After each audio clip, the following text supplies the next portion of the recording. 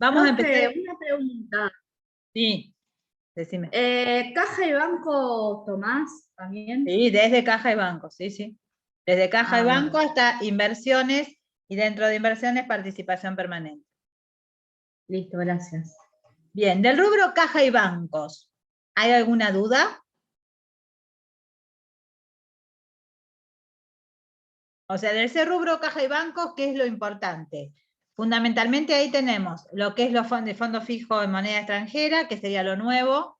El fondo fijo en pesos ya fue evaluado en Conta 1, ¿no es cierto? El fondo fijo en moneda extranjera, acordarse que tenemos que ver la constitución del fondo fijo, al tipo de cambio de ese momento, y el asiento que se hace para reflejar los gastos es desde la fecha de rendición de cuentas, cuando se presenta a rendir cuentas. Recién ahí se registra contablemente porque el sector contable conoce en qué se gastó. Obviamente cada gasto al tipo de cambio del momento que se realiza.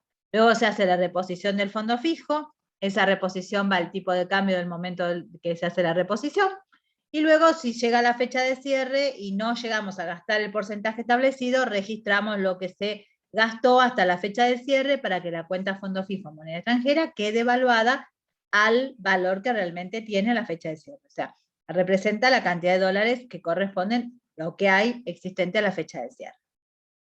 Así como tienen el fondo fijo en moneda extranjera, el banco cuenta corriente en moneda extranjera, de la misma manera.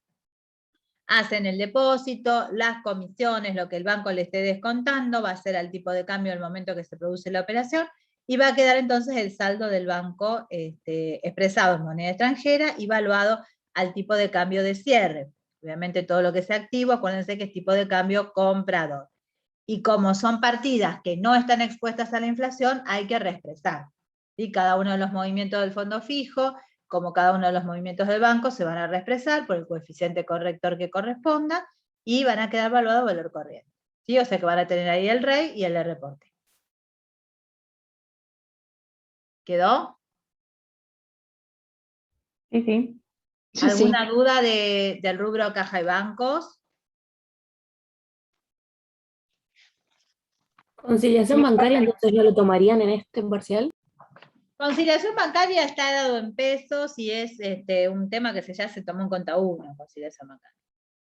Es un repaso lo que tienen ahí, como el que el arqueo de caja, son repasos de operaciones, pero no es nada nuevo, digamos. No sé, ¿tienen dudas de conciliación bancaria?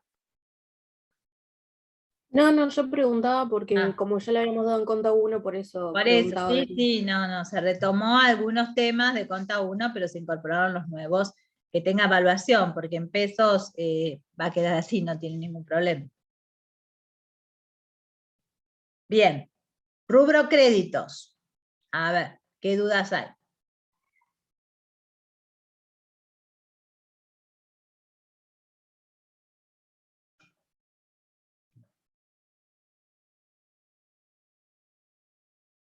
¿Ninguna?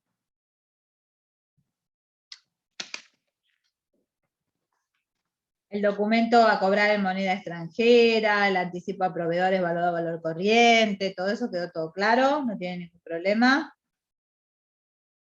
De mi parte no, profe, le pregunté el otro día a Lina una duda. Ajá. ¿Sobre qué? No, sobre alquileres a cobrar, que me había quedado medio confuso, pero bueno, ahora ya lo puedo entender. Ah, perfecto. Claro, porque si yo tomo la cuenta de alquileres a cobrar, es un crédito en pesos. Ustedes dirían, ¿por qué lo voy a ajustar?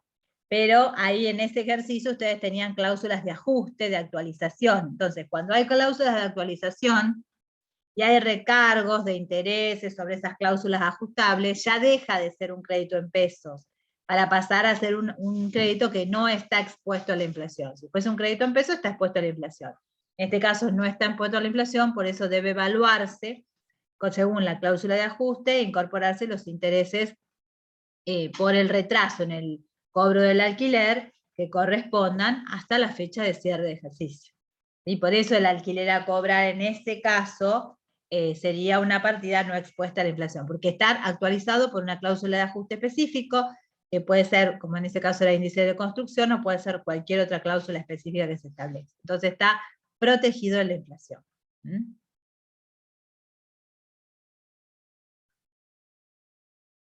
¿Alguien tiene alguna duda de créditos? Los que pueden rendir el examen ahora, saben todo, qué bueno. Sí, decime. Yo en el caso 5, que decía componente financiero, tenía Sí. una duda de por qué lo elevaba a la 3 cuando hacía la tasa, creo que era. No me acuerdo bien cómo era el caso. ¿El caso 3 de créditos? Caso 5. Caso 5. Componente financiero. Porque decía que era 90 días. Entonces lo tenés que elevar a la 3 porque son 3 meses. Vos cuando No tenés importa que... lo que se haya devengado o no. No, porque vos primero tenías que calcular el global de los intereses, o sea, cuánto sería el valor al vencimiento, y después tenías que ver de esos intereses cuánto se habían devengado a la fecha de cierre y cuánto no. Es como que vos tenés que determinar el valor al vencimiento de lo que vas a cobrar en cada venta.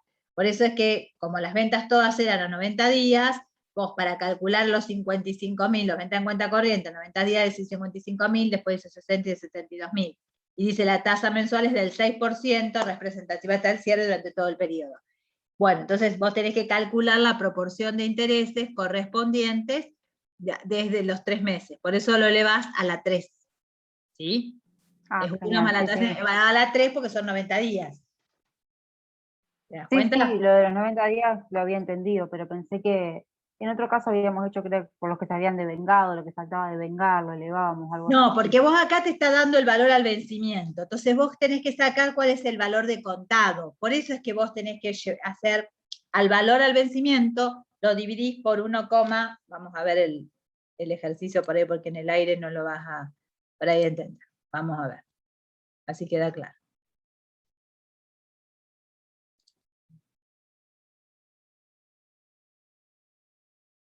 Bien, a ver, este no era. Vamos a ver el 5.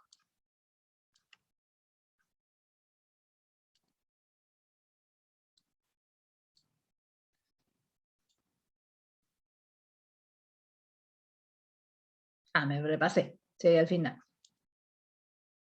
A ver. Acá está. Acá está. Vos fíjate que cuando vos registrás, vos ahí no segregaste el componente financiero implícito. Vos reflejaste todo. O sea, el deudor por venta y la venta por 55.000. O sea, que están incluidos los intereses de los 3 meses. ¿Qué ocurre? Lo mismo haces en noviembre y en diciembre. No segregó componente financiero. Yo la venta no la puedo tener por este valor. Venta tiene que quedar por valor de contado. Entonces, por eso es que yo necesito sacar el monto original de la venta. ¿Y cómo hago para sacar el monto original? Como esto es el monto al vencimiento, yo lo que tengo que hacer es descontar todos los intereses desde el momento de origen del crédito hasta la fecha de vencimiento, para que me quede cuál es el valor de contado, porque yo no tengo el valor de contado como podía tener en otro enunciado que me dice el valor de contado estándar.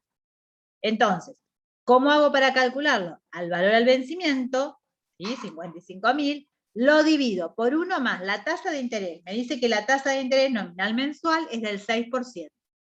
Entonces 0,06, lo paso a número decimal. ¿Y cuántos meses? Si todas las ventas se hicieron 90 días, quiere decir que hay 3 meses. Por eso lo tenés que elevar a la 3. De esta manera, yo lo que estoy sacando es todo el componente financiero. ¿Para qué me da el valor de contado de la venta? Y así lo haces con cada una de las ventas. Lo que cambia es el monto de la venta, ¿no? Financiado, 60.000 y 72.000, pero el denominador es el mismo, porque hay un recargo de un 6% de interés. Como son a 3 meses, le descontás todos los intereses. Y te va quedando el valor de la venta de contado. Obviamente que eso es contado. Si yo quiero saber cuántos son los intereses que tengo, ¿qué tengo que hacer? La diferencia entre el valor al vencimiento menos el valor de contado. Ahí me da la totalidad de interés. Hasta ahí yo todavía no determiné cuál es el valor de cada crédito a la fecha de cierre. Porque ahí, como vos decís, tengo que ver cuáles de esos intereses están devengados y cuáles no. Entonces, en el primer caso de octubre, como la venta es a 90 días, octubre, noviembre y diciembre, la totalidad de esos intereses están devengados. No tenés intereses no devengados a la fecha de cierre, porque los 3 meses transcurrieron. Por eso el monto de ese crédito de deudores por ventas va a ser 55.000 de la venta de octubre. En cambio, en la venta de noviembre, vos solamente tenés 2 meses de vengado, porque hay uno que todavía no transcurrió. Por eso, al total de los intereses, ¿qué hacemos? Lo dividimos por 3 y sacamos. Un mes es no devengado y los otros 2 son intereses ya devengados. Entonces, si yo quiero saber el valor del crédito al vencimiento, lo puedo saber de 2 maneras. Perdón, a la fecha de cierre, lo puedo hacer de 2 maneras. El valor al vencimiento menos el interés no devengado, 3.100,69, o el valor de contado más los intereses devengados, 6.522,15. De cualquiera de las 2 maneras me va a dar el monto del crédito que yo tendría para cobrar a la fecha de cierre de ejercicio. Y en el otra venta que se hizo el 1 de diciembre, vos solamente de los 3 meses se devengaron 1, porque los otros 2 son no devengados. Entonces, a esos 111.547,41 sacamos que hay un mes de interés devengado y los otros 2 son no devengados. Entonces, para sacar el valor del crédito, puedo hacer exactamente lo mismo. Al valor al vencimiento le resto los intereses no devengados y tengo cuál es el monto del crédito que tendría para cobrar a la fecha de cierre, o al valor de contado que tengo acá, le sumo el interés devengado. 3.977 me va a dar exactamente lo mismo. Quiere decir que el rubro de créditos por deudores por ventas va a quedar valuado a la fecha de cierre, o sea, lo que yo tendría para cobrar serían el total de 176.329,34. Esos son los intereses que ya se devengaron, por eso tomé el valor del crédito teniendo en cuenta lo devengado. Bien, ¿qué se hizo luego la registración? Y yo tengo que sacar de la venta, porque yo en venta tenía 187.000 y en realidad venta es 157.008,81, le tengo que sacar todo el componente financiero implícito. O sea, le voy a tener que sacar la totalidad de los intereses que estaban incluidos. Después veo cuáles se devengaron y cuáles no. Por eso es que hacemos ventas a componente financiero implícito no devengado, deudores por ventas, por el total. Ahora, a la fecha de cierre, ¿siguen siendo todos los componentes financieros implícitos no devengados? No, porque nosotros vimos acá que ya se devengaron 19.320,53. Entonces, lo que yo tengo que hacer es, de ese componente financiero implícito no devengado de deudores por ventas, devengar los 19.320,53. Componente financiero a intereses ganados. Bien, ahí lo que yo hago es regularizar la registración. Pero nosotros, como teníamos intereses ganados y acá nos da un coeficiente corrector que hay inflación, yo lo que tengo que determinar es cuánto de ese interés ganado, que yo lo tengo acá en 19.320, que es lo devengado, es realmente interés ganado y cuál es cobertura inflacionaria. Por eso es que yo para eso tengo que tomar cada uno de los valores de las ventas de contado, ¿sí?, sin intereses, y llevarlo a la fecha de cierre a moneda por adquisitivo de fecha de cierre. Obviamente que el de octubre le aplico el coeficiente 1,04 y me da 48.026,22.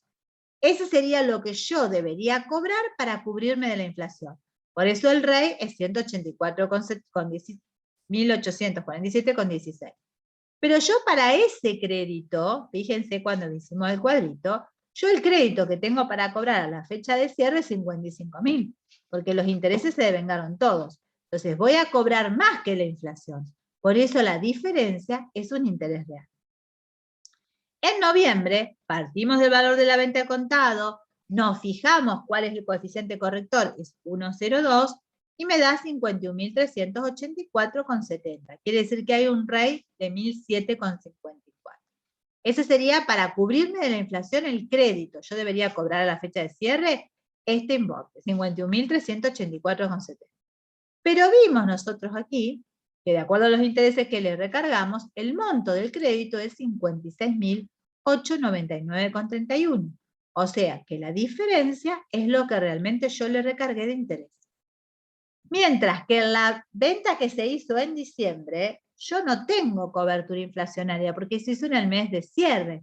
Por lo tanto, el coeficiente corrector es 1. Todo lo que se haya devengado de interés es un interés real, porque no es en el mes en el cual cierre el ejercicio. Entonces, el coeficiente corrector al ser 1, no tengo en cuenta la inflación, porque no hay inflación, o sea, índice del mes de cierre sobre índice del mes de origen, me da 1.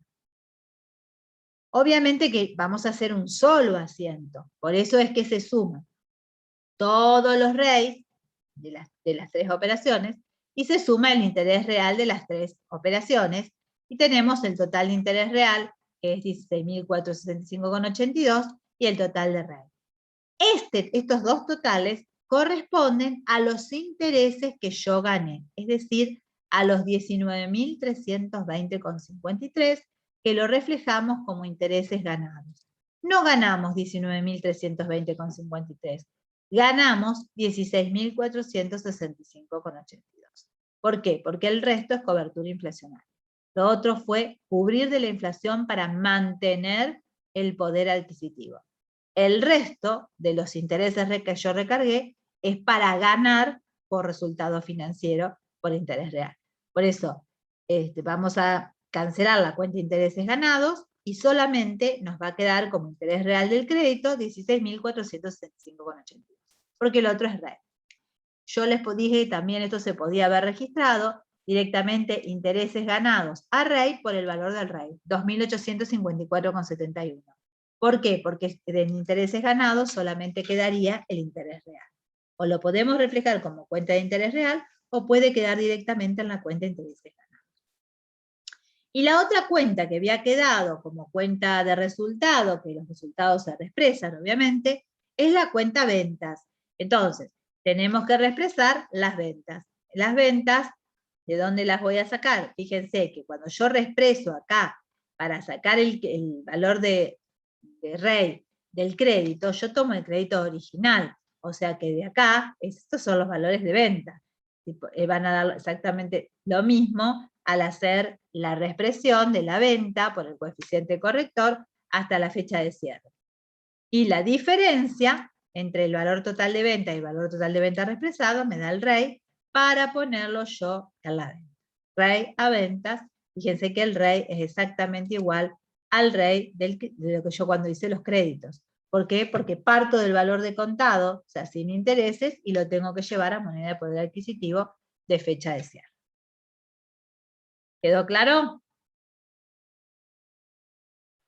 Sí, profe, a mí sí. Sí. Profe, se entendió. ¿Se entendió? El que tenía dudas, ¿quedó claro ahora? Sí, sí, lo entendí, profe. Bien. Bueno, del rubro créditos, ¿qué otras dudas puede haber? El anticipo a proveedores que fija precio, eso no tienen duda, porque ya lo vieron cuando vieron el primer parcial. Si a mí me dice que fija precio, se transforma en un crédito en especie, por lo tanto lo reexpreso y lo evalúo al valor de reposición, costo de reposición del bien que yo voy a recibir, ¿sí? Y si adelanté el 100%, por el 100%. Si adelanto menos del 100%, por el porcentaje que adelanto, es lo que yo voy a evaluar a valor corriente.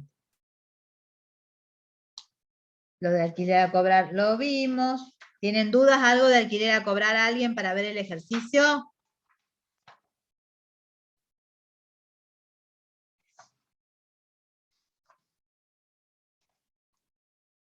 Chicos, respondan No, algo. profe, yo por mi parte no.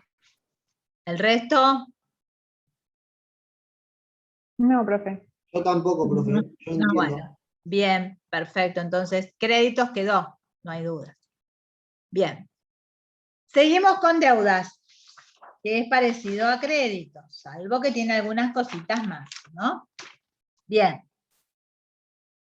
¿Qué dudas hay en deudas? Profe, yo tengo una duda en específico del caso 2 de los componentes financieros implícitos, cuando no son segregados de las cuentas de resultado, que al final se registra como un interés, pero no entiendo dónde sale. Sí, cómo no. Vamos a ese caso. Bueno, el primero que es segregás en la operación, ahí no tenés problema porque vos los intereses los conocés bien porque tenés el precio de contado y tenés el precio financiado, ¿sí? Cuando te dice, se adquieren 20 unidades a 500 pesos, la que se abona a 120 días de la adquisición. El costo de contado es 4.50. Ahí ya lo tenés, entonces vos sabés que los 500 pesos es para determinar la deuda y el valor de contado es la mercadería. La diferencia son los intereses. Y después vas devengando los intereses. Lo mismo ocurre en la venta. Y el costo de mercaderías vendidas tampoco tenés problema porque al tener el valor de contado de la mercadería, lo que haces es multiplicar la cantidad de unidades que vendiste por el valor de contado. ¿Sí? Ahí en el caso ese no tenés dudas. No, mi duda es cuando Bien, no son vamos segregados. al otro. Perfecto. En el otro, ¿qué hacemos nosotros acá? Acá estamos reflejando la compra a crédito por el valor que sería el vencimiento. O sea, incluyo los intereses, no segrego los componentes financieros implícitos en la operación. Solamente lo voy a segregar cuando llegue el cierre. O sea que al cierre me tengo que fijar cuáles son los intereses que no se devengaron para poder registrar. A lo mismo hago con la venta. Deudores por ventas y ventas por el precio financiado. El problema se presenta en el costo, que muchos se confunden acá cuando registramos el costo. Porque el costo, yo lo voy a registrar por el valor que tenga la mercadería. Entonces, si yo la mercadería la registré por 10.000 y compré 20 unidades, 10.000 dividida 20 me va a dar 500 pesos el valor de costo por unidad. Ese es el costo que yo tengo que tomar cuando registro costo de mercaderías vendidas y mercaderías. ¿Sí? Registro por el costo, no por el costo que hice en el caso anterior, no por el costo de compra contado, sino por el costo de acuerdo a la mercadería que fue ingresada por el valor financiado. Cuando llega la fecha de cierre, yo digo, bien, yo tenía 10.000 de mercaderías y disminuyó por 7.500. Es decir, que en mercaderías me queda un saldo de 2.500 pesos, según este método. Yo tengo que ver si las cuentas patrimoniales quedaron valuadas correctamente, porque eso es lo que hago cuando yo segrego a la fecha de cierre. Voy a corregir las cuentas patrimoniales. Las de resultados van a quedar híbridas, o sea, van a quedar con intereses incluidos. No importa, porque yo lo que voy a segregar es para que el patrimonial, la cuenta patrimonial, quede realmente por lo que yo tenga de mercadería en stock, por el derecho que yo tenga a cobrar o por la deuda que tenga con el proveedor. Entonces, si nosotros hacemos que habíamos comprado 20 unidades y habíamos vendido 15, a nosotros nos quedan 5 unidades. 5 unidades a 500 pesos. Por eso son los 2.500 de saldo. Pero ahí yo no voy a poder registrar la mercadería por el precio financiado, sino que lo tendría que hacer por el precio de costo, lo que me costó cuando yo lo compré. ¿Me van siguiendo? ¿Sí, chicos, o no? Sí, sí. Bien. Sí, sí. ¿Están viendo la pantalla o no ustedes? No, profe. No, pero no se Ah, ¿y ve. por qué no me dijeron? Después me di cuenta que no estaban viendo, porque no compartí. Miren, ahora sí, porque yo dije, me parece que no están viendo, que yo no los veía a ustedes. Por Yo no eso. seguí la de la hoja. Claro, no, pero ¿para qué tenemos el compartir? Ahora sí, ven, ahí está. Yo dije no compartir, directamente abrí y no compartí, por eso. Pero después no veo a los chicos. Decía yo. Bien, entonces, retomamos acá. Decíamos que nos quedaban 5 unidades a 500 pesos, es decir, 2.500 pesos. ¿Está bien? No. Las 5 unidades tienen que quedar a precio de contado, porque la mercadería no puede quedar incluida dentro del costo de mercadería y los intereses. Entonces, a mí me tienen que quedar las 5 unidades a 450 pesos cada unidad. Por lo tanto, si yo hago 5 por 450, a mí me tiene que quedar 2.250 en la cuenta mercadería. Para que la cuenta mercaderías quede por 2.250, yo tengo que disminuir 250 pesos la cuenta mercadería. Bien. ¿Por qué qué le tengo que sacar? El interés que todavía no se devengó.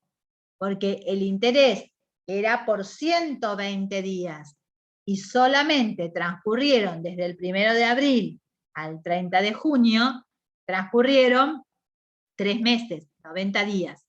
hay un mes que no transcurrió. Entonces yo voy a sacar ese componente financiero implícito, no devengado, de proveedores, para que así el proveedor me quede evaluado al valor que corresponda, si yo tuviese que pagar, a la fecha de cierre. En este caso, el interés era de 250 pesos, porque el interés total era 1000, dividido 4 a 250. Pero supónganse que a mí me hubiese quedado distinta cantidad de mercaderías y yo tendría acá un valor y el interés fuese otro, el interés no devengado. Bueno, yo mercadería la tengo que ajustar por el valor de contado. La diferencia la puedo poner en una cuenta de intereses perdidos. No importa la cuenta que le vaya a poner. Voy a poner una cuenta de resultado, obviamente, intereses perdidos. No le voy a poner costo de mercaderías vendidas. ¿Por qué? Porque ya el costo lo tengo acá con intereses. Entonces, directamente, si a mí no me coincide el valor que tengo que disminuir mercaderías con el valor que correspondería al componente financiero implícito, no devengado de proveedores, la diferencia la pongo en una cuenta de intereses perdidos. ¿Sí? ¿Quedó claro? ¿Se entendió? Sí, sí. Bien. Sí, Sí, sí. Y Profe, luego, ¿qué es lo que tengo que hacer? Y bueno, yo voy a tener que ajustar la cuenta ventas. ¿Sí? ¿Por qué? Porque a mí ventas me queda con todos los intereses incluidos, porque yo cuando hice deudores por ventas a ventas, consideré que todos los intereses estaban devengados. Entonces yo me fijo que yo vendí en mayo y vendí a 90 días, mayo, junio, julio. Por lo tanto, al 30 de junio hay un mes que todavía de interés no transcurrió. Entonces yo lo tengo que sacar de ventas, porque si yo no lo sacara de ventas, yo estaría reflejando un resultado en este ejercicio que no correspondió. Entonces ahí estaría mal calculado. No sería, y que es lo mismo segregar en la operación o segregar al cierre, en cuanto a determinar el resultado final y en cuanto a las cuentas patrimoniales.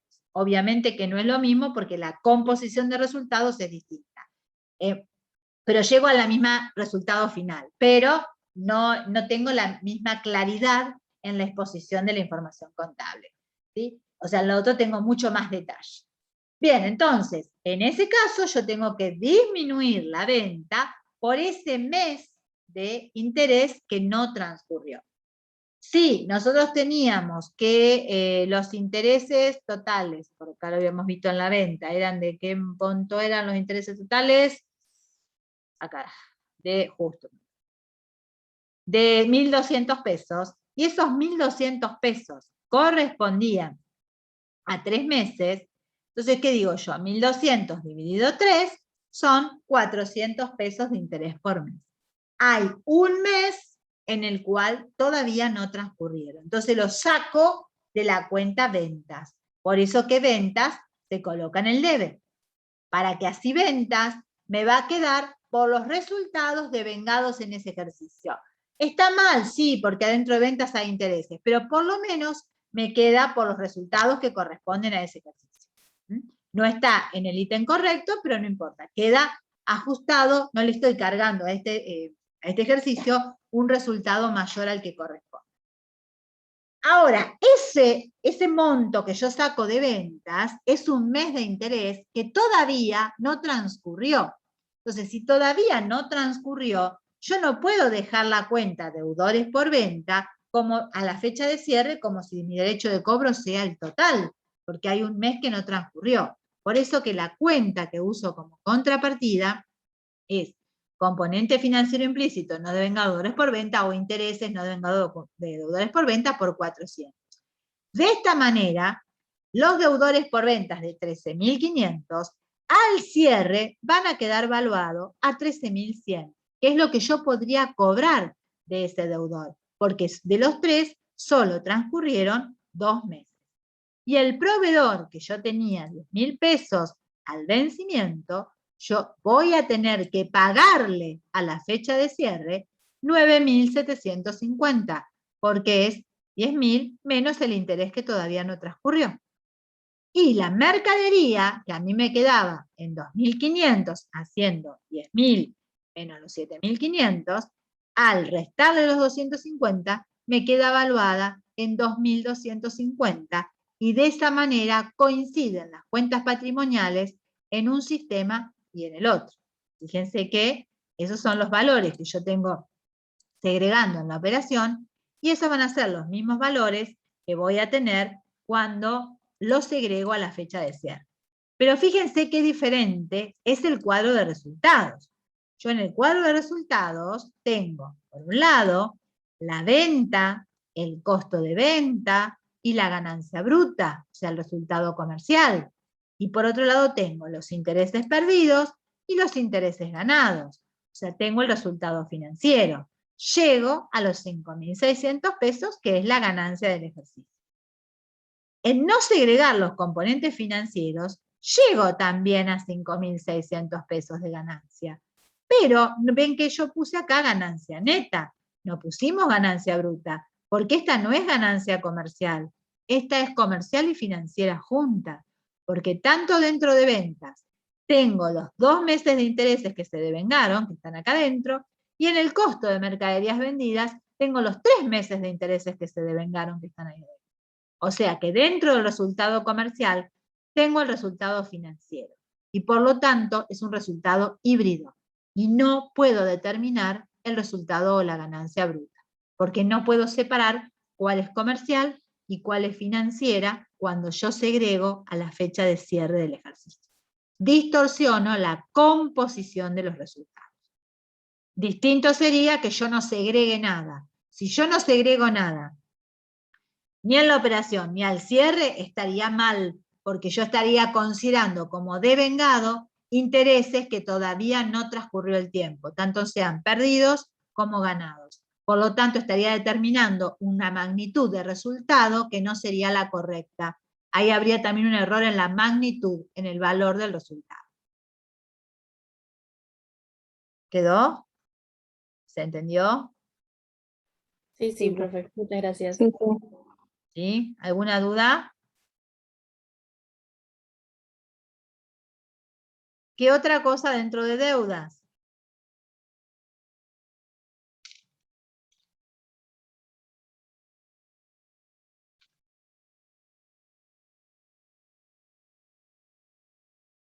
Yo ninguna, profe. Bien, impuesto diferido quedó bien, no hay duda en eso. Eso Yo lo los podría casos de mostrar los en el trabajos video. prácticos, Sí. A ver de a uno, pues si no, no entiendo. Sí. sí, por eso, que hable el primero si quiere. No, si podría mostrar lo de impuestos diferidos. Bien. ¿Cuál caso te parece? Creo que era el 2 o el 5 del práctico. No me acuerdo No, bien. ¿cuál querés que veamos? ¿El 5? ¿Los qué? ¿Los de impuesto diferido? ¿Cuál te pareció más complicado que querés que veamos? Ah, espera. Porque hay varios casos de impuesto diferido, por eso te digo.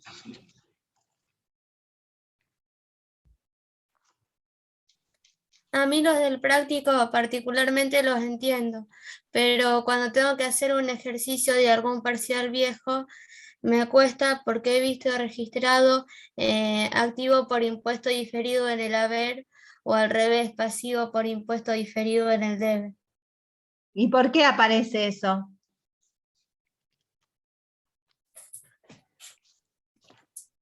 ¿Por qué? Nosotros vimos un caso de ese tipo. Fíjense cuando nosotros vimos el de, ya les digo cuál, el 9, que vimos que en un caso había, bueno, quebranto impositivo que se utilizaba, pero después cuando me decía que en el próximo ejercicio se revierte el 50% de la diferencia. Ustedes se acuerdan que yo siempre cuando les di la teoría les recalqué. Una cosa es cuando una diferencia se genera en un ejercicio, ¿sí? Por ejemplo, yo calculo la depreciación en 10 años y a mí la FIP me dice que tiene que ser en 5. Entonces, ¿yo qué hago? Resto un valor mayor ahora, porque yo la voy a hacer en 5 años. Bien, entonces en 5 años a mí el bien me va a quedar amortizado. Al restar un valor mayor, no voy a pagar impuesto en este ejercicio, pero se va a diferir el pago en el futuro. Entonces yo ahí voy a poner un pasivo por impuesto diferido. ¿Qué pasa a partir del ejercicio 6? donde yo contablemente siga descontándome la previsión anual y impositivamente yo esa previsión la tenga que sumar porque yo ya me la desconté toda en 5 años. Bueno, pónganse un ejemplo muy fácil, 10.000 pesos, un valor de un bien. 1.000 por año, hice yo, contablemente en 10 años. La FIP me dice en 5, yo hago 2.000 por año. O sea que impositivamente yo todos los primeros, del 1 al año 5, voy a descontarle 1.000 pesos más, además de lo que yo contablemente había hecho. Quiere decir que yo, esos 1.000 pesos que le voy a descontar, me van a generar un pasivo por impuesto diferido, porque no voy a pagar impuesto ahora. ¿Qué pasa en el 6º año?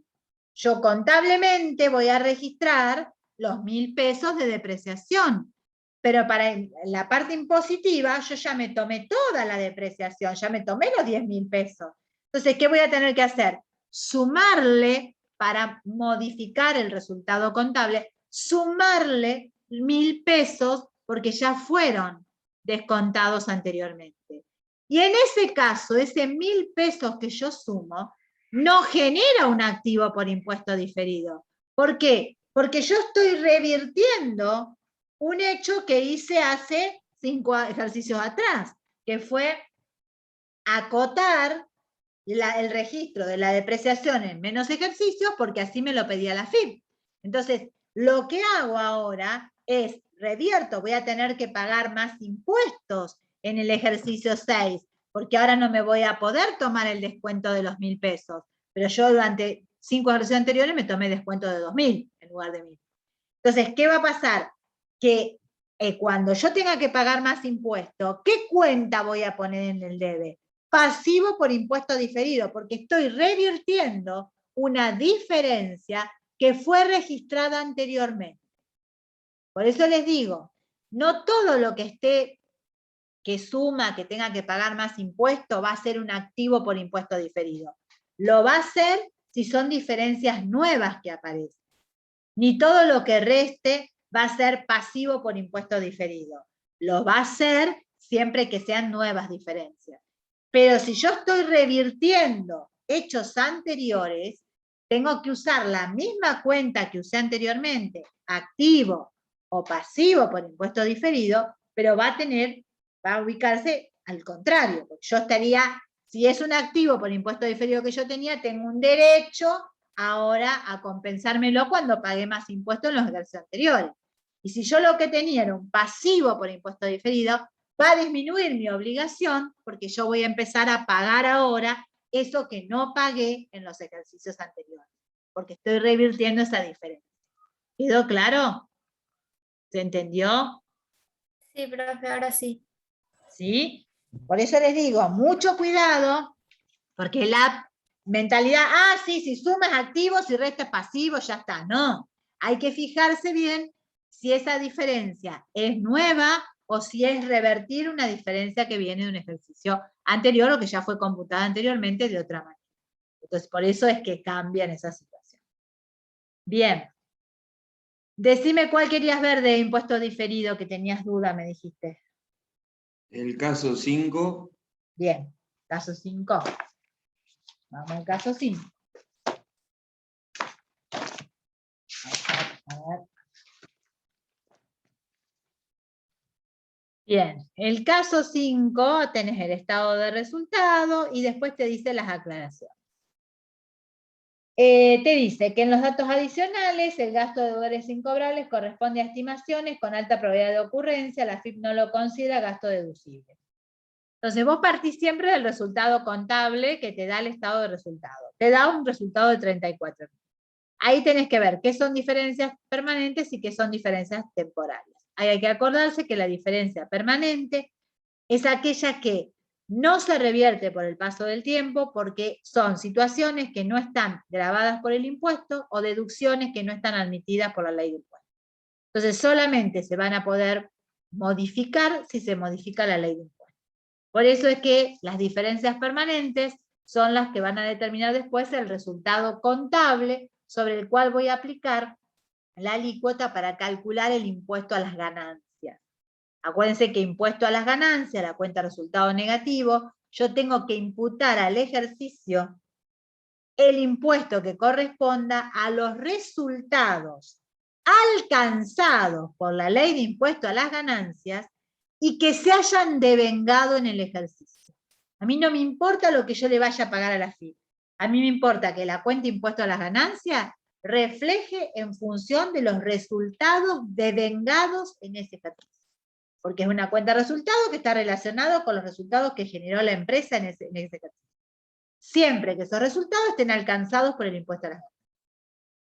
Y después tengo que ver cuánto es lo que le voy a pagar a la FIP. Entonces, lo que le voy a pagar a la FIP va a haber que tener en cuenta lo que se dice un balance impositivo, es decir, ver qué pasa con los conceptos que tiene la FIP en cuanto a reconocer determinados ingresos o determinados gastos, o en cuanto a los criterios de depreciación, criterios de evaluación. Entonces, ahí está el desfasaje. Entonces yo lo que digo, bueno, pero a ver, ¿no me lo va a permitir? Sí me lo va a permitir, pero por ahí no en este ejercicio, en otro ejercicio, o por ahí me permite deducirlo en este, y en un futuro no, porque ya lo deduje ahora. Entonces, en ese caso, son diferencias temporales, que se revierten por el paso del tiempo, pero que van a poder computarse como resultados positivos o negativos y que van a tributar impuestos, sea antes o sea después, pero va a pasar.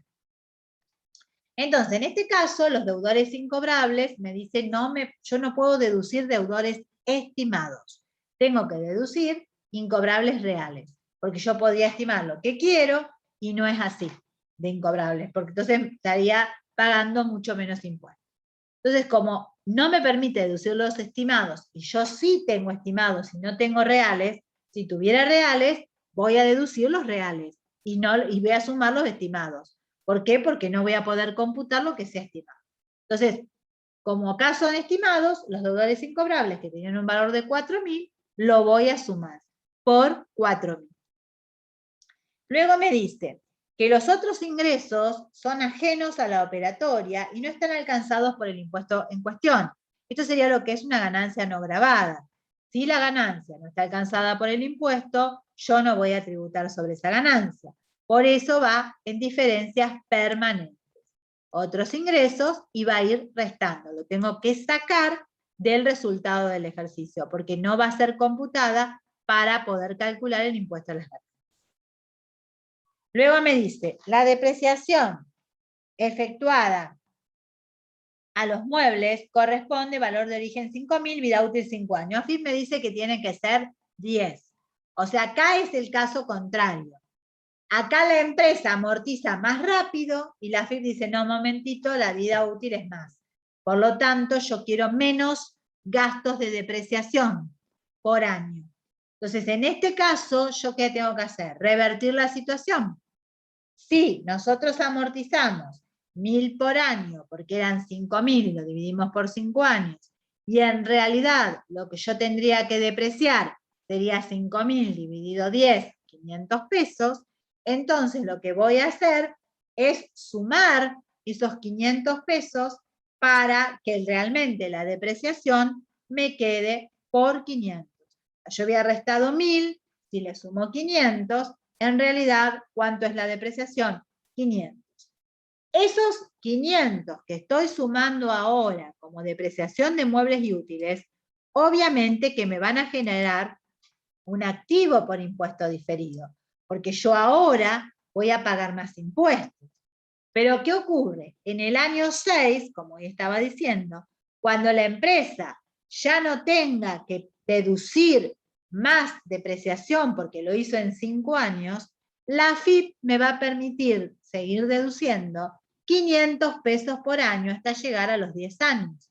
Entonces, en ese caso, este activo de impuesto diferido que me generó pagar más impuesto en este ejercicio, cuando llegue el ejercicio 6, voy a pagar menos. Entonces, eso que va a estar, que yo voy a tener, contablemente no lo voy a tener más, pero impositivamente sí voy a poder restar 500, ese 30% de 500 va a ir en el haber, pero ¿cómo? Como activo por impuesto diferido, porque yo tengo que revertir estos 150 pesos que era mi derecho a compensármelo cuando pase el tiempo y ya revierta esta situación.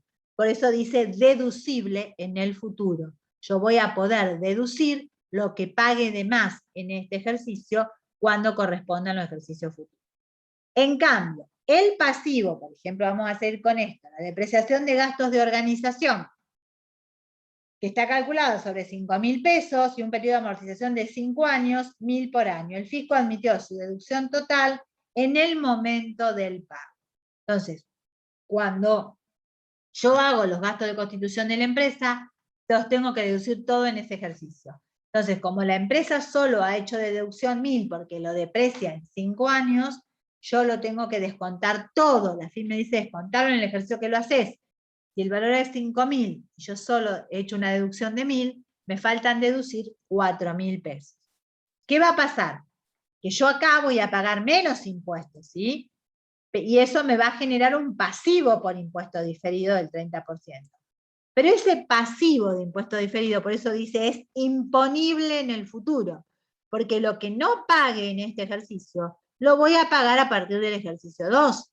Porque yo a partir del ejercicio 2 voy a seguir contablemente restando 1.000 pesos de depreciación de gastos de organización. E impositivamente lo voy a tener que sumar porque ya lo deduje todo acá. Entonces, en ese segundo ejercicio voy a tener que tributar impuestos por lo que no tributé acá, por lo menos en el segundo, en el tercero, en el cuarto y en el quinto. O sea, en los 4 ejercicios que faltan, yo voy a tributar la porción de impuestos que desconté toda acá. Acá desconté todo el gasto, por lo tanto voy a tributar en función del 30% de la porción de esos 1.000 pesos que yo contablemente lo sigo deduciendo, pero impositivamente lo voy a tener que sumar porque ya lo deduje todo en el primer ejercicio. Entonces, en ese caso, cuando yo tenga que pagar el impuesto, eso voy a tener que revertir el pasivo por impuesto diferido y lo voy a tener que poner en el deber. Porque ya fue registrada la diferencia con anterioridad. Ya me lo permitió tomar o computar todo la FIP, entonces yo ahora, cuando contablemente lo voy a seguir deduciendo, lo tengo que sumar para contrarrestar, porque ya me lo tomé todo. No puedo volver a tomar ese gasto. Entonces, una vez que yo, porque después ya me dice la alícuota, ¿no? Una vez que yo ya reflejé todas las diferencias permanentes y temporarias, determino el resultado contable. Del resultado de estado resultado, sumo o resto las diferencias permanentes, en este caso se resta, pero también podríamos ser que se suma si hay una deducción que no admite la FIP, y llegamos al resultado contable sobre el cual aplicamos la alícuota y determinamos el impuesto a las ganancias a pagar. Perdón, impuesto a las ganancias, o sea, la cuenta resultado negativo. Luego tomamos las diferencias temporarias y vamos calculando lo que corresponde a activo o pasivo por impuesto diferido. En este caso, tanto los deudores incobrables como la depreciación de muebles y útiles, como tomamos la estimada y calculamos de más la depreciación, tuvimos que sumar y determinamos el 30% de cada cantidad y eso va a generar activo por impuesto diferido, o sea, 1.350. Mientras que, en el caso de la depreciación de los gastos de organización, yo al descontarme todo, ahora no voy a pagar impuesto y voy a pagar en un futuro. Entonces eso el 30% de esos 4.000 va a generar un pasivo por impuesto diferido, que va a ser imputable o imponible en el próximo ejercicio. Y entonces, del resultado contable, tengo en cuenta las diferencias temporarias y llego a lo que se llama resultado impositivo, sobre el cual voy a tener que pagar impuestos. Entonces, el 30% de ese valor resultado impositivo es lo que yo voy a pagar. 7.650 pesos como impuesto a las ganancias a pagar. Entonces, el asiento, tengo impuesto a las ganancias por 7.000, resultado negativo, impuesto a las ganancias a pagar 7.650 de pasivo, y luego tenemos el tratamiento de, por un lado, los activos por impuestos diferidos, que serían 1.350, y por el otro lado, en el haber, el pasivo por impuesto diferido, 1.200. Y ahí nos quedaría, entonces, el asiento realizado. Mientras que si yo lo hago por método tradicional, solamente voy a determinar, voy a calcular sobre lo que tengo que pagar. Es decir, vamos a hacer el asiento por 7.650, que es lo que el fisco me dice que tengo que pagar. Y devengo tanto el impuesto como el pasivo que se genera por no haberlo pagado, por el valor de lo que la AFIP me dice que tengo que pagar, o sea, por los 7.650. ¿Quedó claro? ¿Hay alguna duda? ¿Alguna pregunta? Sí, yo por lo menos sí, gracias. ¿El resto? Sí, quedó claro. Sí, profe, Sí, se entendió. profe. ¿Quedó claro entonces las reversiones? Sí, sí, profe. Bien, perfecto. Bueno, ¿de deudas quedó alguna duda? Que no sea impuesto diferido.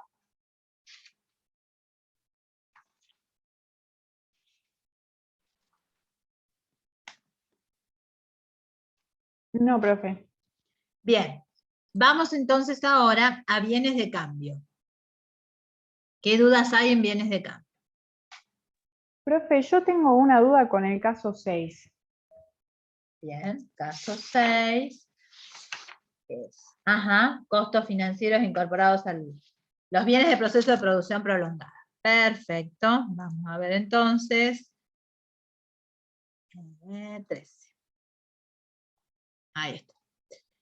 Caso 6. A ver, ¿por qué caso andamos acá? 3. Bien, acá. Bien, ¿qué me dice a mí el caso 6?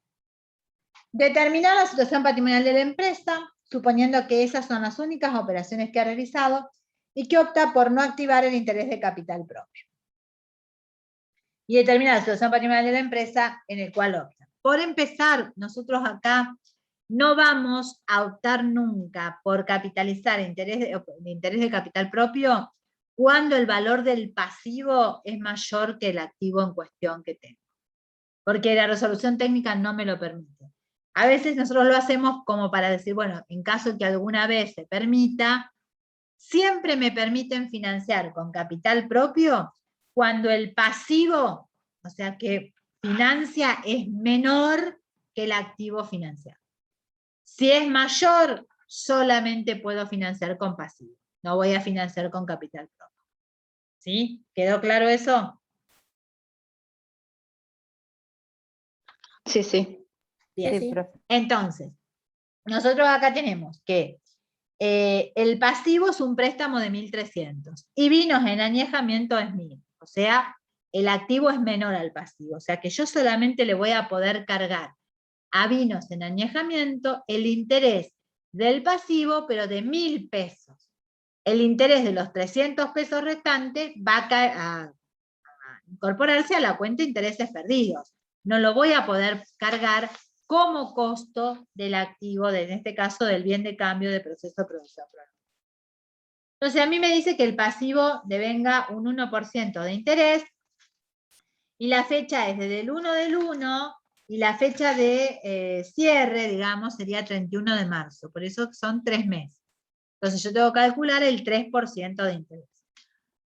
Obviamente que si yo calculo el 3% de 1.300, son 39 los intereses que tiene que sumarse a la deuda, a préstamo.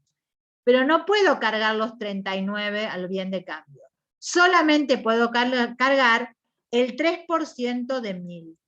¿Sí? Entonces, eso es lo que puedo cargar o considerar como activo, activar la parte del costo financiero. Es decir, 30 pesos lo que cargo a vinos en añejamiento. Pero 39 era el interés total, por lo tanto quedan 9 pesos que directamente va a la cuenta de intereses perdidos. Se refleja ese resultado porque no puede ser cargado al activo en cuestión. Bueno, y el plazo fijo me decía que tenía un interés del 6% anual, por lo tanto es el 0,5%, y calculamos sobre el valor del plazo fijo, que era 200 pesos, y nos da un interés de 3 pesos. Entonces, banco plazo fijo 3, a intereses ganados 3. Y el préstamo va a aumentar por 39, que son los intereses que yo le voy a tener que pagar, pero solamente puedo cargar a vinos en añejamiento 30 e intereses perdidos 9. Esa sería la diferencia. O sea, solo puedo cargar hasta el límite del activo en cuestión. En este caso, fíjense que dice activa interés de capital propio. ¿Cómo lo podría hacer? Pero esto no lo vamos a dar, porque esto sería una opción adicional que no está permitido por la resolución técnica. Esto está dicho que si se financia con capital propio, cuando el pasivo es menor, entonces hay una diferencia. Para cubrir ese activo que está de proceso de producción prolongada, lo financio con patrimonio. Este caso sería, ¿yo cómo hago para financiar con pasivo y con capital propio si el pasivo es más grande? Y bueno, tengo que determinar qué porcentaje representa ese activo o ese bien de proceso de producción prolongada sobre el total del activo. Entonces, vinos de añejamiento tiene un valor de 1.000 pesos. ¿Cuál es el total del activo? Es 2.000. O sea que vinos en añejamiento, ese bien de proceso de producción prolongada, representa el 50% del activo. Entonces, significa que ese activo se va a financiar 50% con pasivo, 50% con capital propio. Eso es lo que me da. Si a mí el porcentaje me da 30%, financio 30% con pasivo, 30% con capital propio. Si me da el 70%, financio el 70% de pasivo y 70% de capital propio. Fíjense, yo tengo 1.300, ¿sí? Ese es el total del pasivo. Si yo financio con el 50% de 1.300 es 650. Le aplico la tasa de interés, era 1% mensual. 3% de 650 me da 19,50 de interés que voy a cargar a vinos en añejamiento. Pero si mi activo en cuestión es 1.000 y yo solamente tomo 650, a mí me están quedando otros 350 pesos que tengo que financiar. Entonces, esos 350 pesos, ¿qué son? El 50% del patrimonio. Fíjense que el patrimonio neto es de 700, el pasivo es de 1.300, el patrimonio neto es de 700 para totalizar los 2.000 del activo. Entonces, el 50% de 700 es 350. Y ahí llegamos a los 1.000, que es el valor del activo en cuestión. Entonces, le sacamos tanto al pasivo como al patrimonio neto el porcentaje de interés que establece.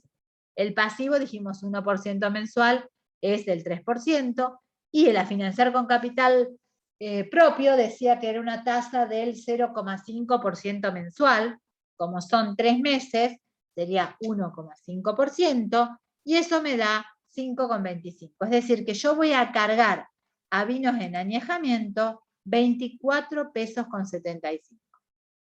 ¿Sí? Entonces, en este caso, ¿qué va a ocurrir? Eso es lo que yo cargo a vinos en añejamiento.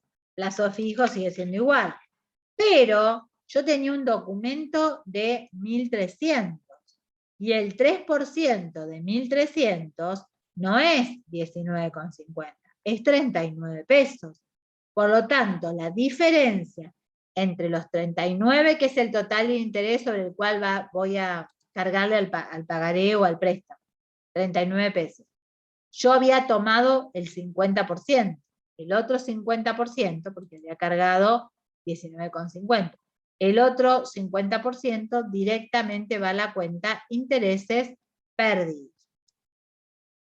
Y va a aparecer, como estoy financiando con 350 pesos de capital propio, y también el rendimiento del capital propio es 0,5% mensual, si son 3 meses es el 1,5%, voy a cargarle 5,25 de interés de capital propio. O sea que en total le cargo 24,75, de los cuales 19,50 sería lo que es documento a pagar, que obviamente préstamos que va a estar incluido todo, no sería solo 19,50, sino que ahí tendría los 39 pesos, y el capital propio, el interés de capital propio, que es 5,25, se registra solito como interés de capital propio por 5,25. ¿Quedó claro? Pero igual, este sistema no lo vamos a usar. Eso es una opción en el caso que financie con los dos. Pero ya digo, la resolución técnica me dice, se puede activar el costo financiero del pasivo de un bien de producción prolongada. Y si no alcanza el pasivo para cubrir ese activo, puedo financiar la diferencia con capital propio. Pero si el pasivo es mayor a ese activo, no se financia con capital. ¿Quedó? ¿Se entendió? Sí, profe, muchas gracias. Bien. ¿Qué otra duda?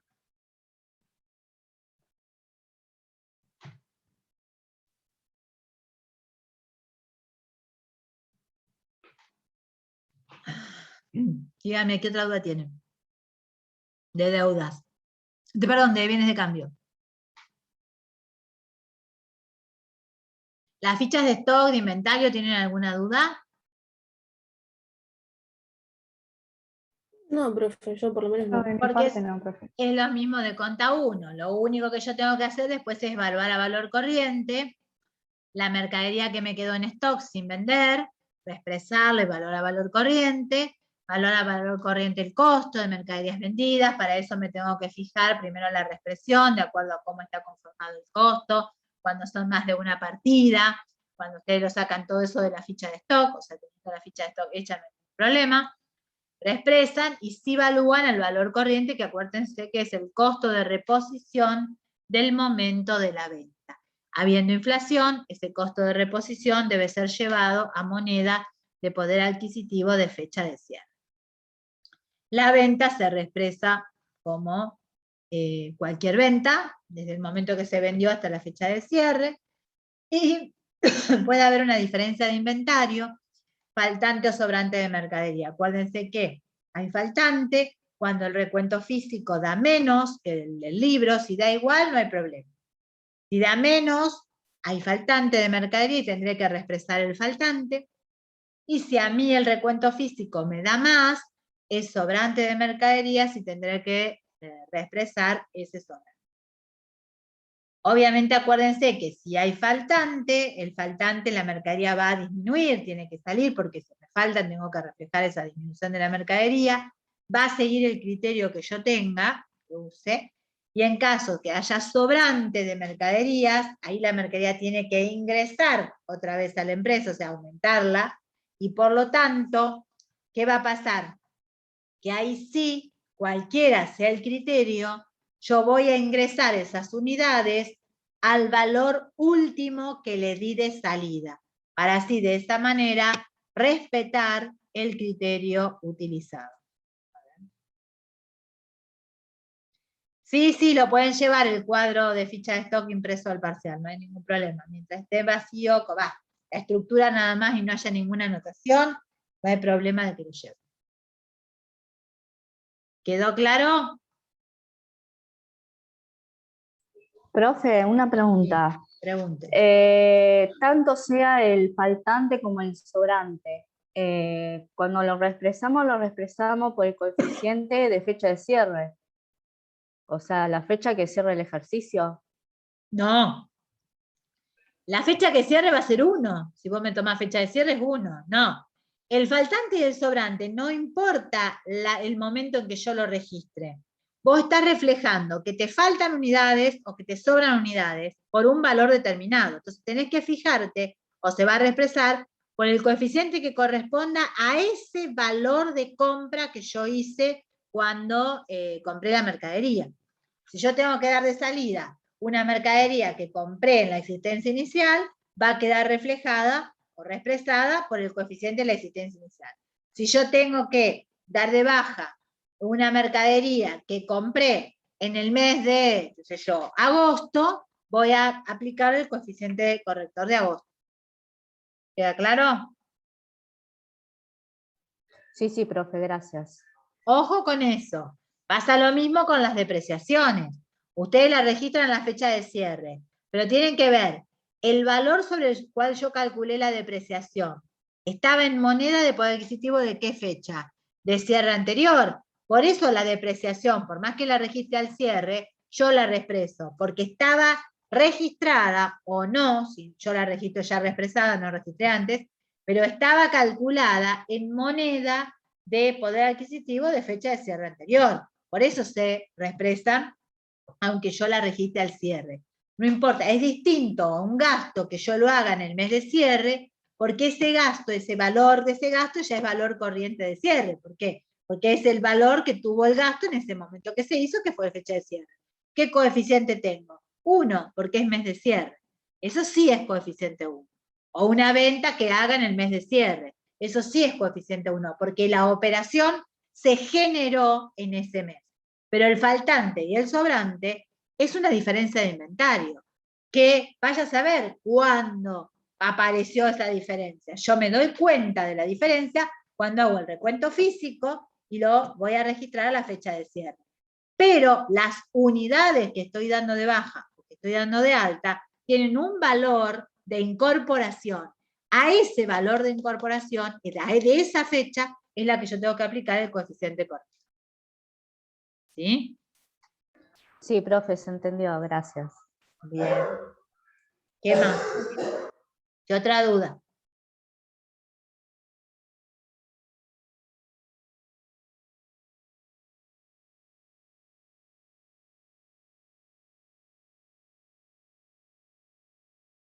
¿Vienes de cambio? ¿Alguna otra duda?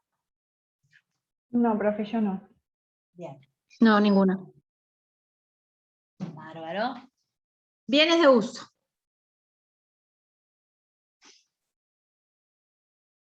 ¿Qué dudas hay en Sí. Perdón, con el caso 3 de arrendamiento financiero, no lo termino de entender. El caso de arrendamiento financiero, bien. Sí, sí. Bueno. Sería práctico 14.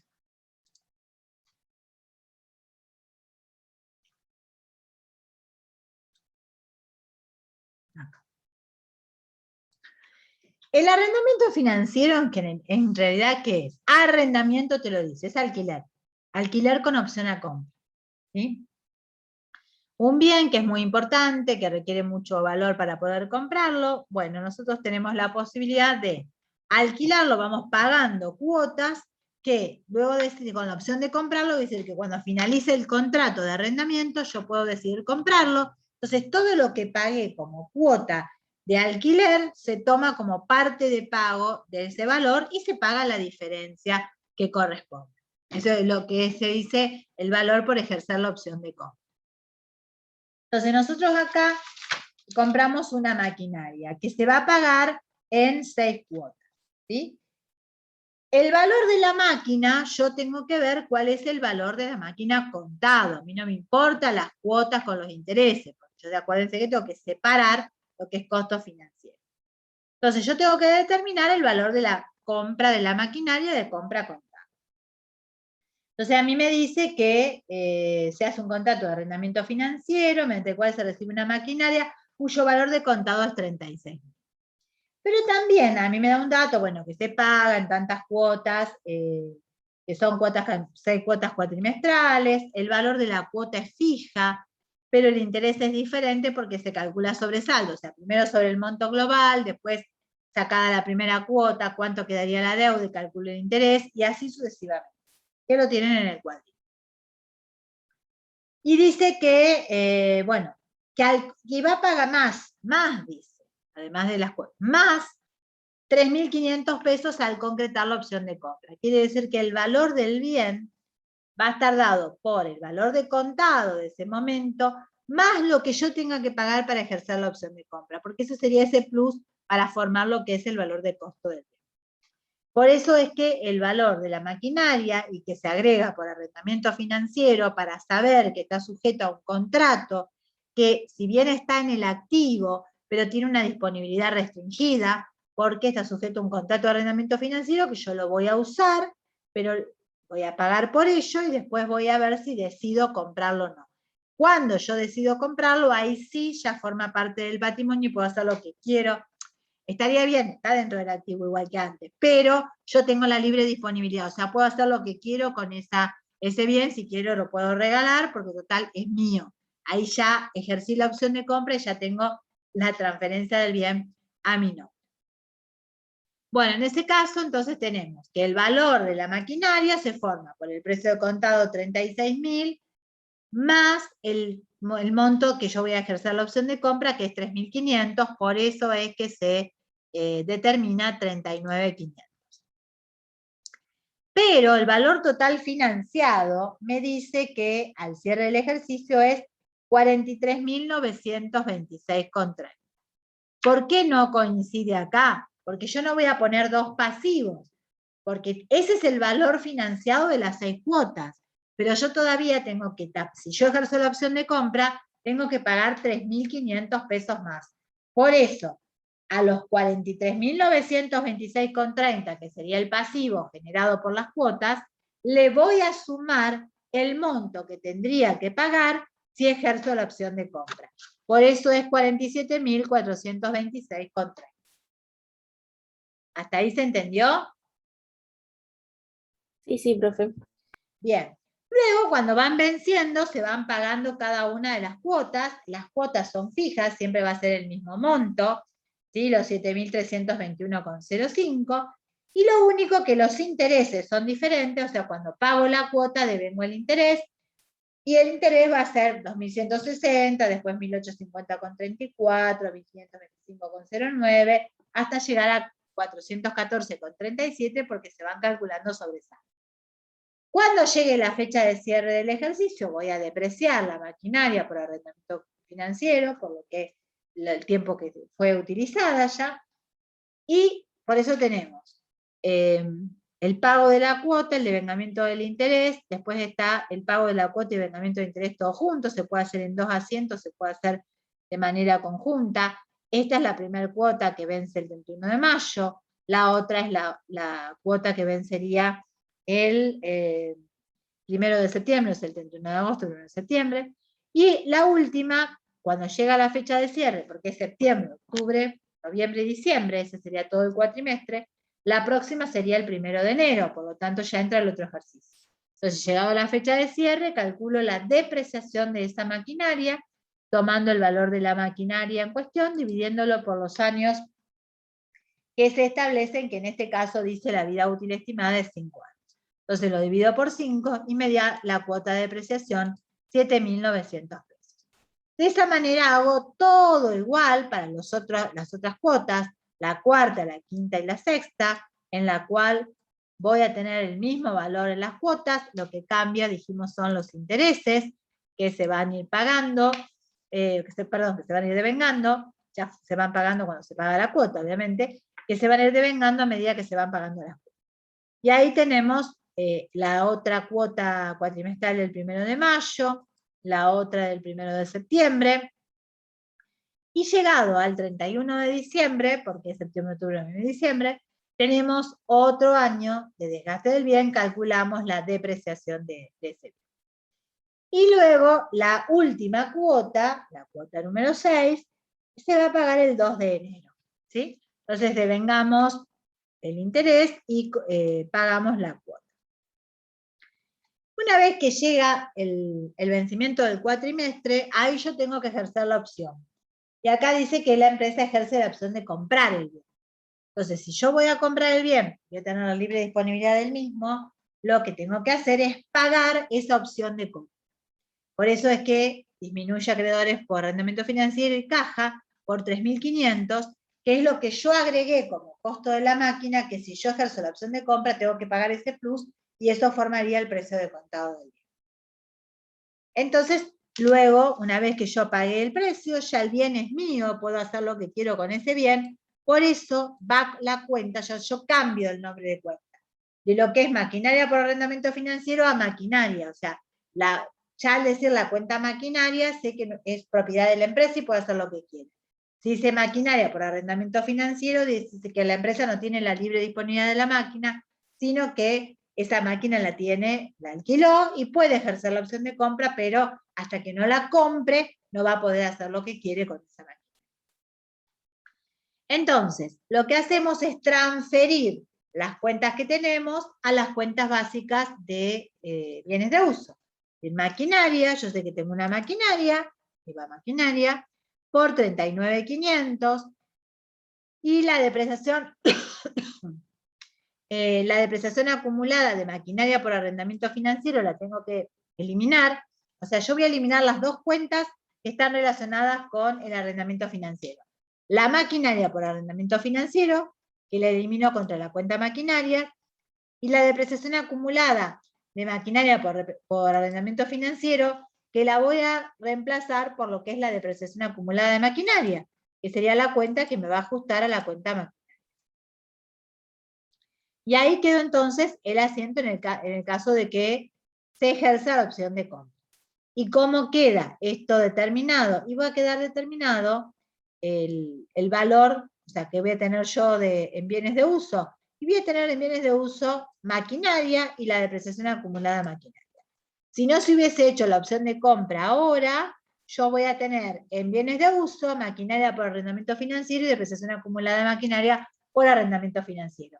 Y haré una nota después a los estados contables explicando el plazo del contrato de arrendamiento financiero, cuántas cuotas faltan, cuánto es el valor de cada cuota. Eso se pone como información adicional para que quien vea los estados contables pueda saber de qué se trata, ¿sí? Y luego es si yo no ejerzo la opción de compra, es decir, decido no comprar el bien. Y bueno, entonces si yo decido no comprar el bien, devuelvo ese bien y no voy a recibir nada, o sea, no voy a ponerlo en mi activo el bien, porque el bien decidí no comprarlo, entonces devuelvo el bien.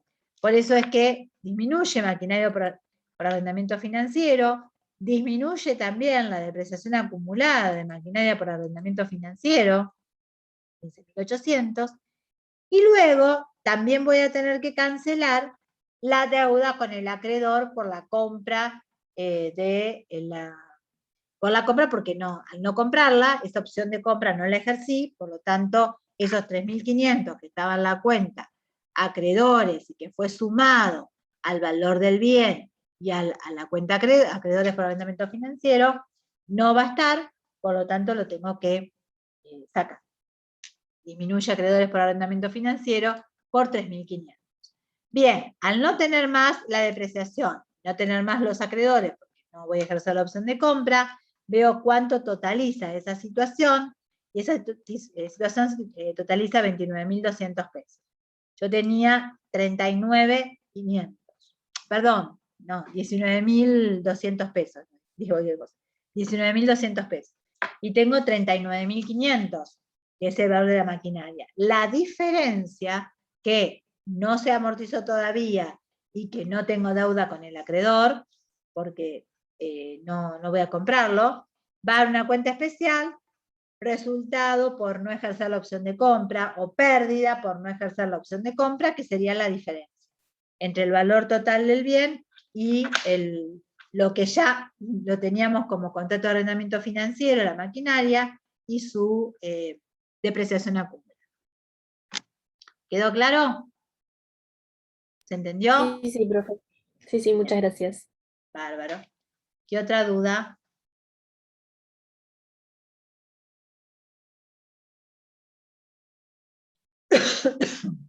De bienes de uso, ¿qué otra duda pueden tener? No, profe, yo tenía la misma duda que mi compañera, así que ya lo entendí. Perfecto. ¿Alguien más tiene duda de bienes de uso?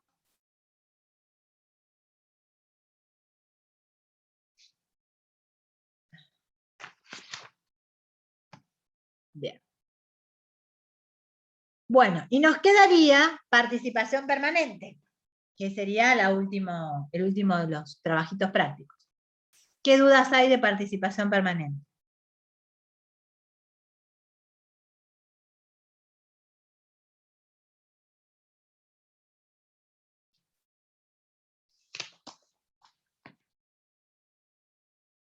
¡Qué silencio! ¿Hay alguna duda o no? ¿Cómo evaluamos la participación permanente? A ver.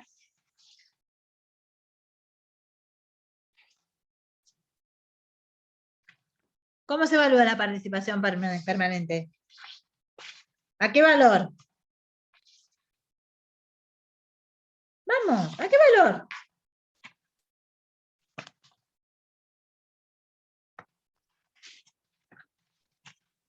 DPP. al BPP. ¿Cómo calculamos el BPP?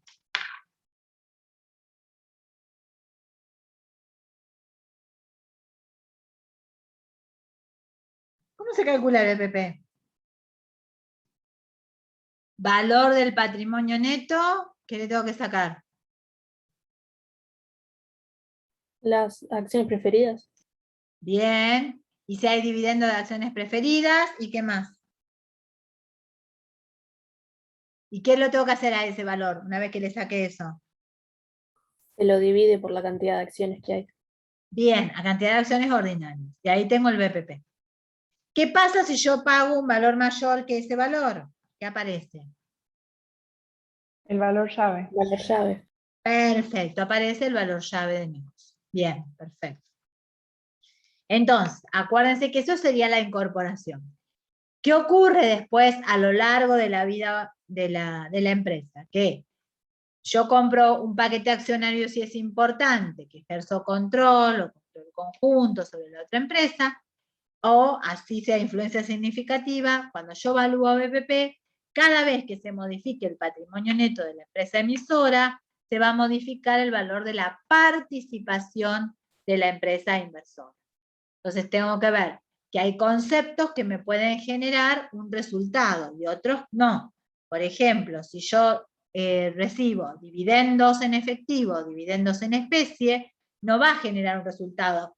Va a disminuir mi participación, pero voy a tener como contrapartida que yo, como ser socio, voy a cobrar el dividendo. Si lo que varía es el resultado, dado por el resultado del ejercicio, ya sea ganancia o pérdida, ahí yo no hice nada y por solo tener esas acciones, mi participación aumentó porque el patrimonio neto de la empresa emisora aumentó, porque ganó. Entonces, en ese caso sí, la diferencia es el resultado por valuar al BPP, sea positivo o sea negativo. Cuando hay un aporte de capital, por ejemplo, si yo formo parte, porque siempre hay un derecho de preferencia, o sea, los socios que están tienen preferencia cuando hay nueva suscripción de capital, a suscribir ellos ese aumento de capital. Si alguno no quiere, puede ingresar un socio nuevo, pero si no, tienen el derecho de preferencia. Entonces, ¿qué ocurre? Yo voy a comprar parte de ese aporte de capital y voy a tener que pagarlo, voy a recibir las acciones, pero voy a tener que pagarlo. Entonces, ese aumento de patrimonio neto que me va a generar que aumente mi participación permanente, no va a generar un resultado, porque yo tuve que comprar esas acciones que se emitieron para aumentar el capital. O sea, va a disminuir caja o banco según lo que uno paga. ¿Sí? Y hay operaciones que puede realizar la empresa emisora, como una constitución de reserva, como una desafectación de reserva, como una desafectación de un saldo de revaluación, que no va a generar ninguna variación, porque cambia una cuenta de patrimonio neto por otra. ¿Sí? Entonces, en ese caso, no va a generar ninguna modificación en la participación permanente, porque la magnitud del patrimonio neto de la empresa emisora no se modificó.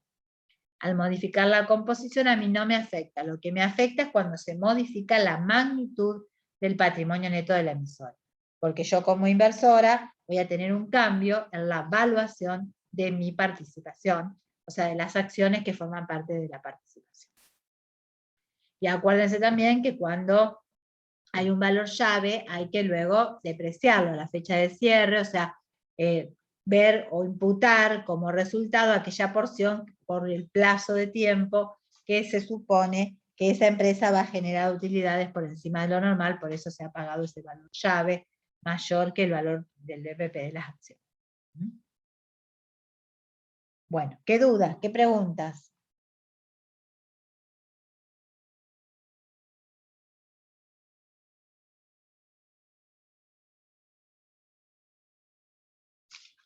¡Qué Por mi silencio! parte lo entendí, profe.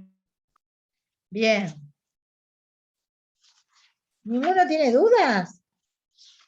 Qué bien, entonces, ustedes van a hacer todo perfecto el examen. Se presentan todos mañana, ¿no? Va, mañana o el jueves, según sean de Lina o de Estefanía. ¿Sí? ¿Se presentan? Sí, sí. Sí, Sí, profe. sí. Obvio. Y obvio, porque si están hoy en la clase de consulta, me imagino. ¿Tienen algún otro parcial esta semana? Mañana damos 3. ¿3? Mañana a la mañana yo tengo otro parcial. Sí, yo tengo que dar 3. Ah, por Y eso. el jueves también otro. Ah, por eso se conectaron poco. Claro, porque si tienen 3 parciales, me imagino. ¿Y qué materias tienen que rendir? Comercialización y microeconomía. Ah, Yo costos, bueno, conta y comercialización. ¿Costo toma el mismo día que nosotros, entonces? Sí, Ah. Bueno, chicos, ¿qué dudas? yo por ahora vengo bien, profe, no tengo ninguna. Pero si me llega a surgir alguna, te puedo mandar por el foro. Yo ahora me voy a terminar la parte de inversiones. ¿Cuándo rendís vos? ¿Mañana o pasado? Mañana. Bueno, sí, yo esta noche miro el foro. Quédense tranquilos que miro.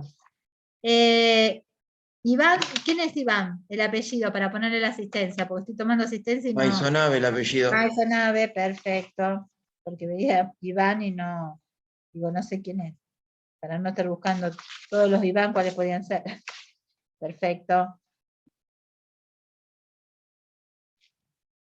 Bien. ¿Ninguna duda más? ¿Nada? A ver si tengo todo. No, ninguna. No, profe, de mi parte no.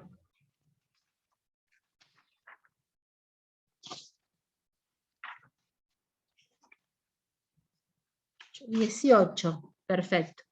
Sí, porque son 19 familias. Bien, les tomé a todas las asistencias. Bueno, entonces si no hay ninguna, voy a dejar de grabar.